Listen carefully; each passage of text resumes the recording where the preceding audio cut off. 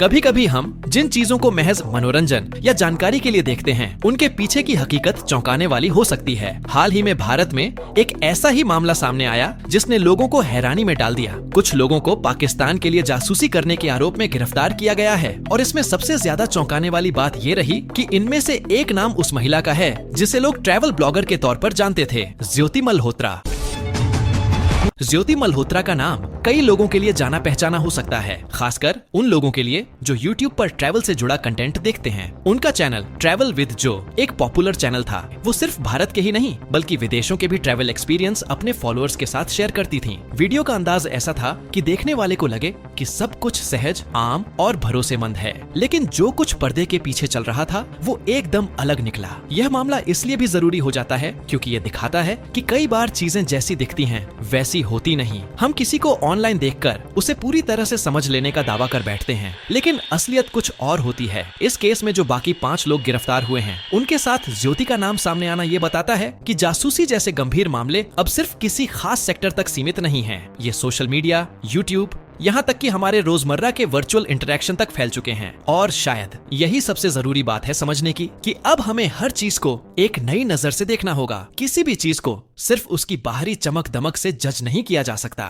चाहे वो अमन की बात हो, शांति की पहल हो या फिर देशों के रिश्तों को बेहतर बनाने की कोशिशें। इन सब के पीछे भी कब, कैसे और कौन सी ताकतें काम कर रही हों, इसका अंदाजा लगाना आसान नहीं। इसलिए सतर्क रहना, सवाल पूछना और हर चीज को आंख बंद करके न मान लेना। कुछ ऐसा ही देखने को मिला जब ट्रैवल व्लॉगर ज्योति मल्होत्रा की गिरफ्तारी की खबर सामने आई। वो महिला जिसे लाखों लोग यूट्यूब पर फॉलो करते थे, जिसकी हर ट्रैवल स्टोरी में लोग दुनिया देखने का सपना सजाते थे, आज उस पर देश के खिलाफ जासूसी करने का गंभीर आरोप है। हरियाणा के हिसार की रहने वाली 33 वर्षीय ज्योति को आज ही सिविल लाइन पुलिस ने गिरफ्तार किया। ये सिर्फ एक साधारण गिरफ्तारी नहीं थी, उन पर ऑफिशियल सीक्रेट्स एक्ट 1930 के तहत कार्रवाई की गई है, जिसमें गोपनीय जानकारियों को रखने या बांटने से जुड़े प्रावधान हैं। ज्योति पर आरोप है कि उन्होंने भारत से जुड़ी संवेदनशील जानकारी पाकिस्तान की खुफिया एजेंसी को दी। ये कोई अचानक हुई गलती नहीं लगती, बल्कि एक पूरी प्रक्रिया का हिस्सा दिखाई देता है। अब सवाल उठता है, ये सब शुरू कैसे हुआ? ट्रैवल ब्लॉगर होने के नाते वो शायद इसे एक सामान्य यात्रा समझ रही होंगी, लेकिन शायद पाकिस्तान की ISI को उसमें कुछ और ही दिखा। वीजा प्रोसेस के दौरान उनका संपर्क पाकिस्तान हाई कमीशन दिल्ली में तैनात एक अधिकारी से हुआ। उसका असली नाम एहसान उर रहीम है, लेकिन वो खुद को दानिश कहता था। यहीं से चीजें बदलने लगीं। खबरों के मुताबिक ये मुलाकात सिर्फ औपचारिक नहीं रही। धीरे धीरे ज्योति इस अधिकारी के प्रभाव में आती गई और कहा जा रहा है कि यहीं से शुरू हुआ एक ऐसा सिलसिला जिसमें जानकारी का आदान प्रदान हुआ, और वो भी देश की सुरक्षा से जुड़ी जानकारी का। 2 बार पाकिस्तान की यात्रा भी कर चुकी थी और वहां का अनुभव शायद इस पूरे घटनाक्रम का हिस्सा बनता चला गया। अब हालात ये हैं कि भारतीय एजेंसियां इस पूरे नेटवर्क को खंगाल रही हैं। यहां तक कि 13 मई को भारत सरकार ने पाकिस्तान हाई कमीशन के कई अधिकारियों पर नजर रखने और कुछ को निष्कासित करने की कार्यवाही भी की है। इस पूरे मामले से एक बात तो बिल्कुल साफ होती है, जो दिखता है वो हमेशा सच नहीं होता। सोशल मीडिया, यूट्यूब या किसी भी डिजिटल प्लेटफॉर्म पर जो कंटेंट दिखता है, उसके पीछे की मंशा को समझना कभी कभी बेहद मुश्किल हो जाता है। और जब बात देश की सुरक्षा की हो तो छोटी सी चूक भी बहुत बड़ी कीमत वसूलती है। यही वजह है कि अब जरूरत है सोचने की, सतर्क रहने की और किसी भी चीज को सिर्फ उसके चेहरे से पहचानने की बजाय उसकी परछाई तक समझने की। क्योंकि जिन कहानियों को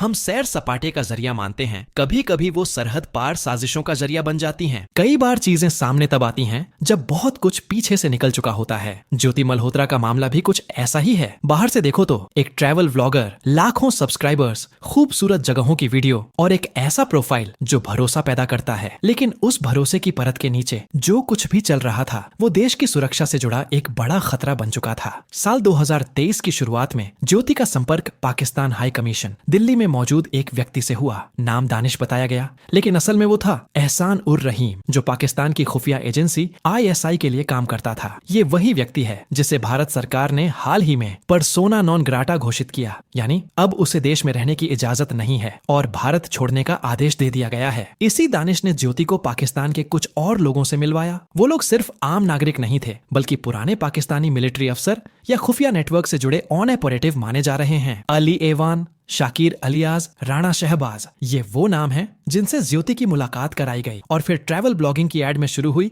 एक अलग ही गतिविधि। 2 बार पाकिस्तान गईं और हर बार खुद को सिर्फ एक ट्रैवल ब्लॉगर बताकर पेश किया। शायद हमारी व्यवस्था ने भी इसे उसी नजर से देखा कि चलो एक यूट्यूबर होगी, अपने चैनल के लिए कंटेंट बना रही होगी। लेकिन असलियत ये थी कि वहां रहते हुए वो उन लोगों से मिल रही थीं जो सीधे तौर पर पाकिस्तान की इंटेलिजेंस से जुड़े थे। आरोप बेहद गंभीर हैं। बताया गया है कि उन्होंने भारत की सेना और सीमावर्ती इलाकों से जुड़ी बेहद संवेदनशील जानकारी पाकिस्तान को दी, खास तौर से राजस्थान और पंजाब की बॉर्डर लाइन से जुड़ी जानकारी, जैसे कहां-कहां पर इंफ्रास्ट्रक्चर है, कौन से रास्तों से सैनिकों की मूवमेंट होती है, कहां-कहां सर्विलेंस कैमरे लगे हैं, कौन से इलाके संवेदनशील माने जाते हैं। और ये सब सिर्फ बातों में नहीं, फोटो और वीडियो के जरिए भेजा गया। अब इन सूचनाओं को उन्होंने भेजा कैसे? तो जवाब और भी चिंताजनक है। व्हाट्सएप, टेलीग्राम, स्नैपचैट जैसे प्लेटफॉर्म्स के जरिए। यानी पूरी तैयारी थी और पूरी गोपनीयता के साथ ये काम किया जा रहा था। इन सभी चैनलों का इस्तेमाल इसीलिए किया गया क्योंकि ये एंड टू एंड एन्क्रिप्टेड होते हैं, जिससे ट्रेस करना मुश्किल हो जाता है। ये मामला हमें एक बहुत कड़ा सबक देता है कि किसी की पहचान, उसकी सोशल मीडिया मौजूदगी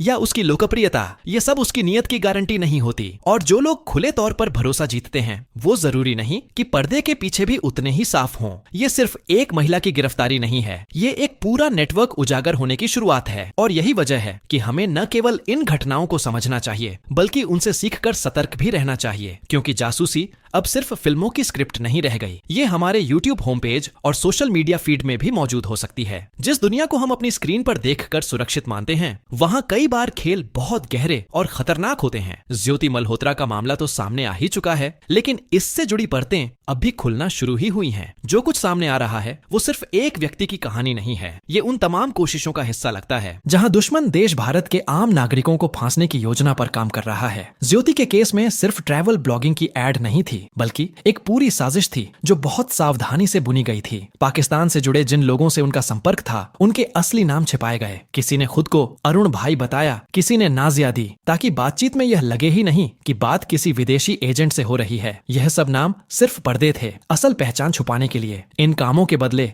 ज्योति को सिर्फ प्रशंसा नहीं मिली, उन्हें पैसा दिया गया, ट्रैवल पर्क्स दिए गए, और इन सब के पीछे एक ही मकसद था, भारत की संवेदनशील जानकारी को चुपचाप पाकिस्तान पहुंचाना। और अब जब मामला खुला है तो उन्हें 5 दिन की पुलिस रिमांड पर भेजा गया है। पुलिस अब पूछताछ करेगी, उनके फोन और लैपटॉप की फोरेंसिक जांच होगी, मनी ट्रेल खंगाला जाएगा। ये देखा जाएगा कि किस माध्यम से पैसा आया, किसे भेजा गया और कब कब। जितनी जानकारी उन्होंने दी वो सिर्फ बातें नहीं थी, फोटो, चैट्स, वीडियो, डॉक्यूमेंट्स और लोकेशन टैग्स के जरिए पाकिस्तान तक पहुंचाया गया डेटा अब सबूत के रूप में खंगाला जा रहा है। लेकिन ये कहानी यहीं नहीं रुकती। ज्योति अकेली नहीं है। पंजाब के मलोट से एक 32 वर्षीय विधवा महिला की कहानी भी सामने आई है। फरवरी 2025 की बात है। वो पाकिस्तान का वीजा लेने दिल्ली गई थी और वहीं पाकिस्तान हाई कमीशन में दानिश से उनकी मुलाकात हुई। वही दानिश जो खुद को अधिकारी बताता था, लेकिन असल में पाकिस्तान की खुफिया एजेंसी से जुड़ा था। मुलाकात के बाद लगातार बातचीत शुरू हो गई और फिर वही पैटर्न। व्हाट्सएप छोड़ने को कहा गया। टेलीग्राम पर बातचीत शुरू हुई, क्योंकि वहां से जानकारी निकालना